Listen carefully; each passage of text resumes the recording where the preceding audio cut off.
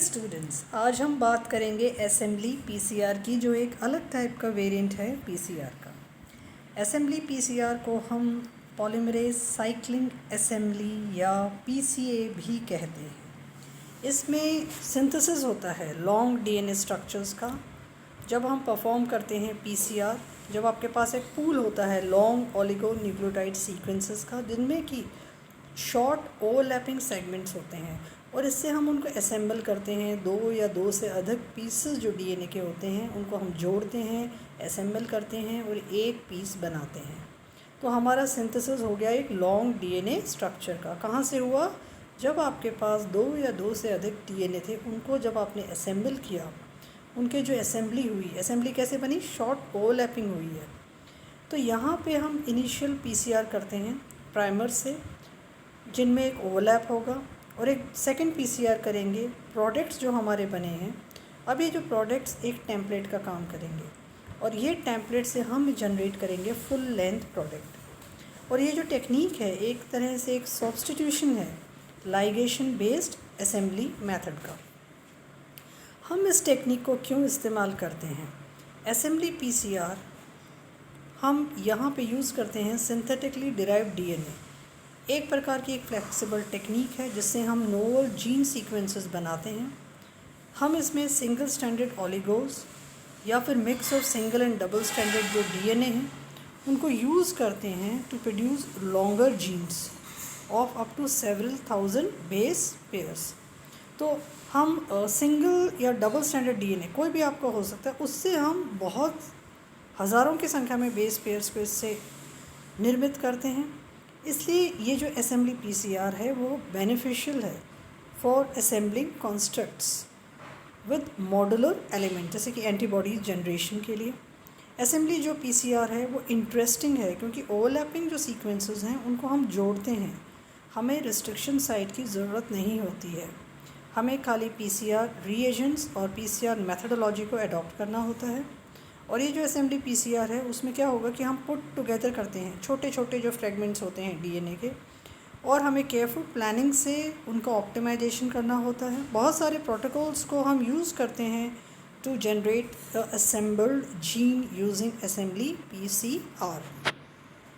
तो क्या क्या चीज़ों को हम ध्यान रखते हैं जब हम इस टेक्निक को रन करते हैं? एक तो आपका लो कॉस्ट होता है स्टैंडर्ड ओलिगो न्यूक्लियोटाइड्स का, इसलिए बहुत ही इजी चॉइस है असेंबली पीसीआर जब हमें बनाना होता है जीन कंस्ट्रक्शन। लेकिन कुछ चीज़ों का हमें ध्यान रखना होता है, कुछ कंसिडरेशंस का हमें ध्यान रखना होता है जब हमें इस टेक्निक को अडॉप्ट करना है। हमें लॉजिस्टिक फैक्टर्स और डिज़ाइनिंग पैरामीटर्स का ध्यान रखना है।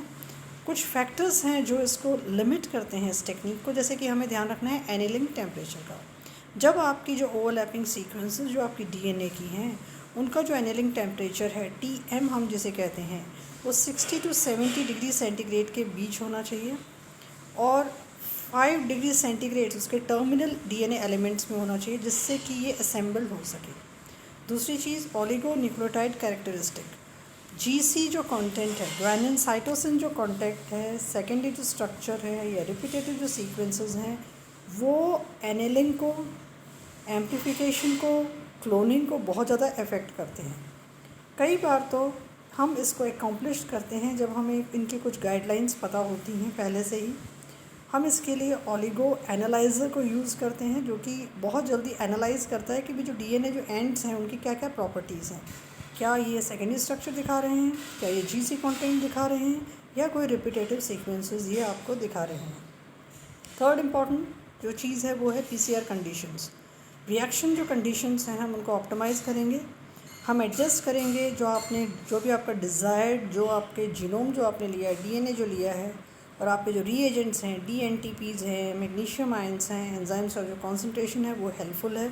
आपको जो रोकने वाले जो इनहिबिटर्स जो आप इस्तेमाल करते हो पीसीआर के, वो भी इसमें इंपॉर्टेंस रखते हैं, जैसे कि चिलेटर्स हैं, ऑर्गेनिक सॉल्वेंट्स हैं, इनको हमें अवॉइड करना होता है। प्राइमर की कॉन्सेंट्रेशन हमें कितनी रखनी है, क्योंकि ये जो प्राइमर्स हैं असेंबली पीसीआर में वो हायर कॉन्सेंट्रेशंस में हम उसको रखते हैं। ओवरऑल कंस्ट्रक्ट में इंटरनल जो प्राइमर्स होते हैं वो डबल स्टैंडर्ड डीएनए के, उनको हम लोअर कॉन्सेंट्रेशन में रखते हैं। तो outermost primer higher concentration में रहेंगे और जो इंटरनल जो प्राइमर्स हैं उनको हम लोअर कॉन्सेंट्रेशन में रखते हैं। सीक्वेंस एरर्स, दूसरा एक जो कंसर्न होता है असेंबली पीसीआर में वो है सीक्वेंस एरर। ये क्या है कि सब पॉपुलेशन ऑफ सिंथेटिक ओलिगोन्यूक्लियोटाइड्स, इनमें कुछ एरर्स होते हैं जो कि जब सिंथेसिस हो रहा होता है नई असेंबल्ड डीएनए का, उस दौरान वो निर्मित होते हैं। ये जो लो रेट होता है इन एरर्स का इन quality oligonucleotides is not an issue for PCR amplification, क्योंकि जो वास्ट मेजॉरिटी है एम्प्लीफाइड प्रोडक्ट्स की वो सही होती है। लेकिन जब हम असेंबली पीसीआर करते हैं तो स्टैटिस्टिकल जो प्रोबेबिलिटी होती है इन एरर्स की वो फाइनल सीक्वेंस में इंक्रीज़ हो जाती है जैसे जैसे आपके ओलिगोज वहाँ पे असेंबल्ड होते हैं। तो ये कुछ कंसिडरेशंस हमें ध्यान में रखने होते हैं जब हम असेंबली पीसीआर को रन करते हैं। These are annealing temperature, oligonucleotide characteristics, PCR conditions, primer concentration and sequence errors. अब हम बात करें कि हम कैसे इस प्रोसेस को रन करेंगे। तो पीसीआर के लिए हम एम्प्लीफाई करना चाहते हैं डीएनए सीक्वेंसेस को। इसके लिए हम 2 स्टेप पीसीआर मेथडोलॉजी को अडॉप्ट करते हैं। पहले स्टेप में हम असेंबली पीसीआर के मल्टीपल जो आपके ओलिगो डीऑक्सी न्यूक्लियोटाइड्स हैं जिनमें कि ओवरलैपिंग जो रीजन्स हैं उनको एनील करते हैं, और एनीलिंग के बाद में जो डीएनए जो पॉलीमरेज है वो एक्सटेंशन करेगा with the help of primers, और वो जो फिल करेगा रीजन्स बिटवीन प्राइमर्स। तो अब आपके प्रोडक्ट्स निर्मित हो गए डिफरेंट लेंथ्स के, डिफरेंट पॉसिबल कॉम्बिनेशन से जो एनिलिंग से डेवलप हुए हैं। सेकंड जो पीसीआर है उसमें हम एक पेयर ऑफ प्राइमर्स को फिर इंट्रोड्यूस करते हैं जो कि स्पेसिफिक होता है full length oligo deoxy nucleotide के लिए, और ये जो फुल लेंथ प्रोडक्ट है उसको हम सिलेक्टिवली एम्प्लीफाई करते हैं मिक्सचर से। Steps of this assembly PCR, क्योंकि ये जो असेंबली पीसीआर है वो एक तरह का आर्टिफिशियल सिंथेसिस करता है लॉन्ग डीएनए सीक्वेंसेस का। जब हम पीसीआर को परफॉर्म करते हैं, जब आपके पास एक पूल होता है सीड ओलिगोन्यूक्लियोटाइड्स का जिनमें कि छोटे छोटे कॉम्प्लीमेंट्री सेगमेंट्स होते हैं। अब ये जो सीड ओलिगोन्यूक्लियोटाइड जो होते हैं उनको हम जब हम डिज़ाइन करते हैं वो सेंस या एंटी सेंस स्ट्रैंड का हो सकता है आपके टारगेट डीएनए का, और जो कॉम्प्लीमेंट्री जो सेगमेंट्स यहाँ पे होंगे वो डिटरमाइन करेंगे ऑर्डर जो कि सीड ओलिगोन्यूक्लियोटाइड्स का होगा। अब जब हम पॉलीमरेज साइकिल को रन करते हैं तो ओलिगोन्यूक्लियोटाइड्स एनील करेंगे कॉम्प्लीमेंट्री फ्रैगमेंट से, और उनकी जो फिलिंग होगी वो डीएनए पॉलीमरेज के द्वारा होगी। अब इनिशियल कॉन्सेंट्रेशन जब होती है लॉन्ग डीएनए सीक्वेंसेस की, तो प्राइमर्स जो होते हैं, primers to both the ends जो होंगे लॉन्ग डीएनए सीक्वेंसेस के, वो ऐड होते हैं जिससे कि रेगुलर पीसीआर रिएक्शन रन करें। कंप्लीट जो टारगेट जो सीक्वेंस है उसको भी हम आइसोलेट करते हैं जेल प्योरीफिकेशन से। तो एक टिपिकल जो रिएक्शन है उसमें हमें ओलिगोन्यूक्लियोटाइड्स लगभग 50 बेस पेयर्स चाहिए जिनमें कि ओवरलैपिंग हो लगभग 20 बेस पेयर्स की। तो it should have a length of 50 base pairs.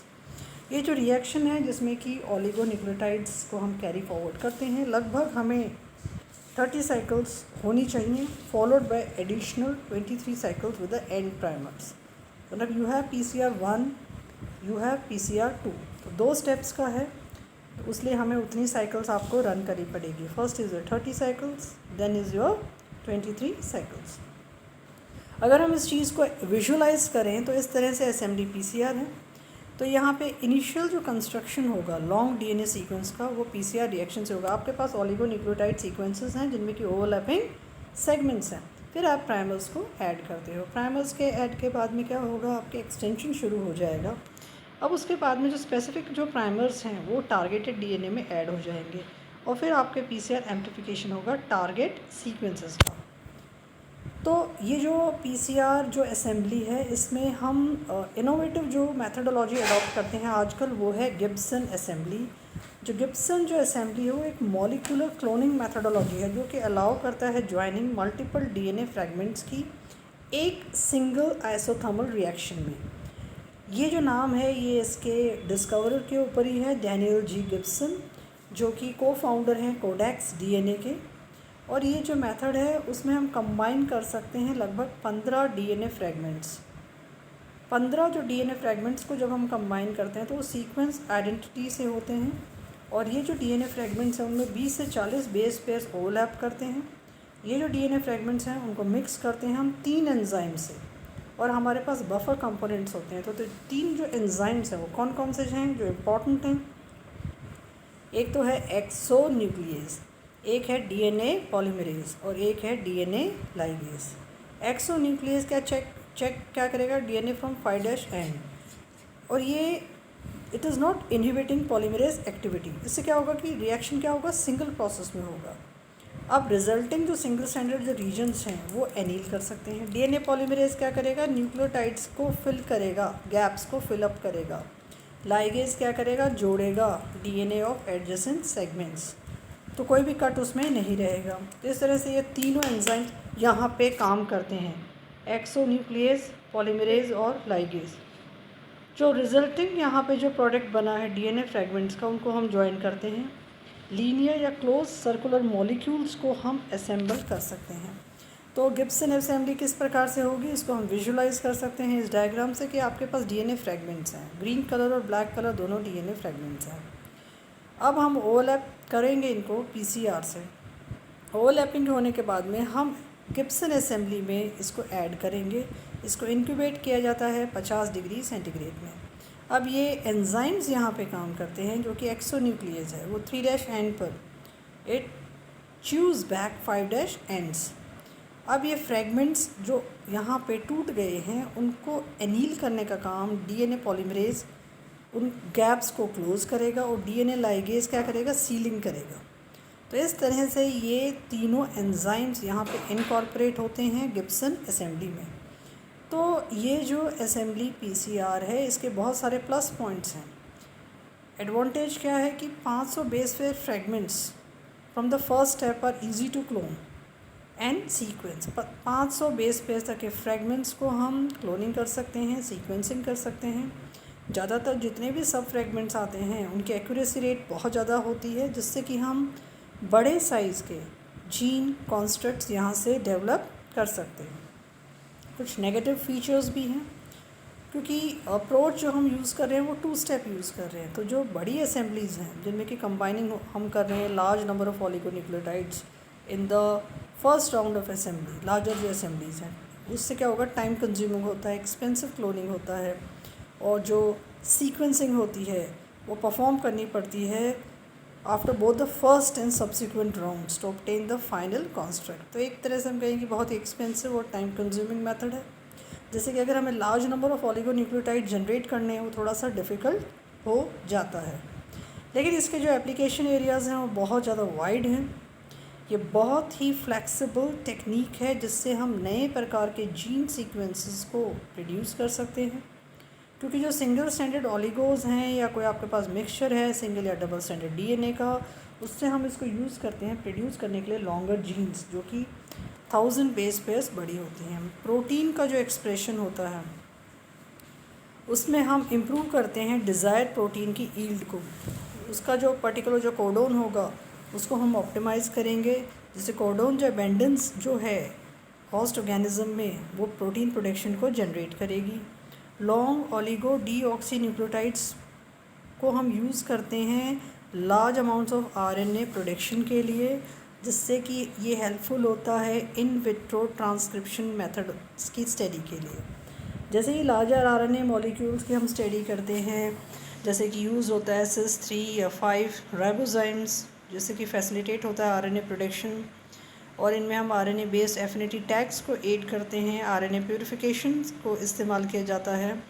तो हम डीएनए ऑलिगोन्यूक्लियोटाइड्स को सफिशिएंट लेंथ को यूज़ करते हैं एनकोड करने के लिए डिज़ायर्ड आरएनए प्रोडक्ट। जब हमें लॉन्ग डीएनए मॉलिक्यूल्स जनरेट करने होते हैं तो हमें यूज़ करनी होती है टेक्निक्स जो कि जीन सिंथेसिस कर सकें, और उनमें से एक ये कारगर या सफल तकनीक है SMD PCR.